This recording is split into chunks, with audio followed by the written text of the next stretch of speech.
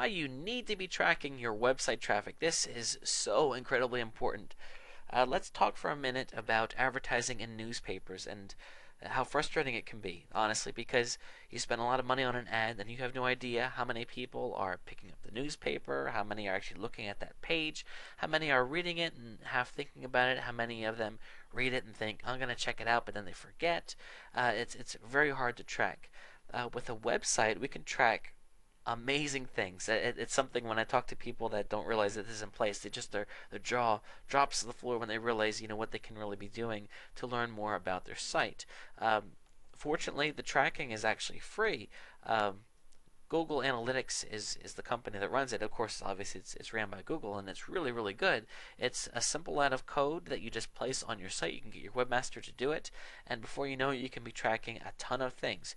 You can be tracking how many visitors you receive daily, monthly, where your visitors are coming from, what pages the visitors are viewing, where the visitors are located, what country they're from, what part of the country they're from, what pages visitors are leaving your site from,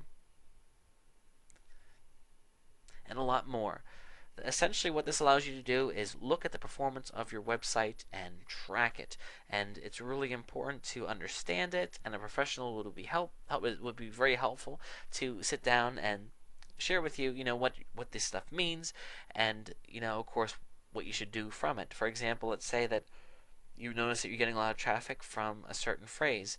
I can give you a practical example here. Actually, there was a business that I was working with, and they had a spot. It was a restaurant, and they had a spot on their website for a menu, but they didn't have their menu there.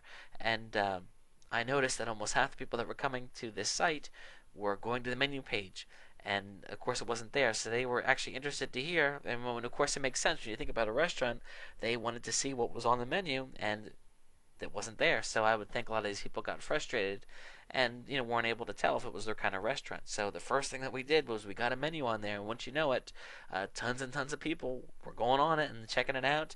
And then my customer loved it because he was able to tell how many people were going to view the page about steaks or the page about burgers or seafood. It kind of gave him an idea of the types of foods that people were interested online. So again, you look at the statistics, you can see where people are coming from. If you run ads on other websites, you can see how many people are coming from that ad and how long they're staying. For example, let's say that you're running ads on a popular website and you're getting a lot of clicks. However, you're noticing that these visitors are not staying long, then that should give an indication that these visitors aren't the best quality. However, maybe you're paying a good bit of money for other traffic that's coming through, and you notice that these people are coming through and they're buying, they're spending a lot of time on the site. These are higher quality people. So the statistics are really invaluable, and I highly, highly encourage you to check it out. Google Analytics is the site, and a professional would be happy to sit down with you and talk about how we can help you understand this and, of course, obviously take it to the next level.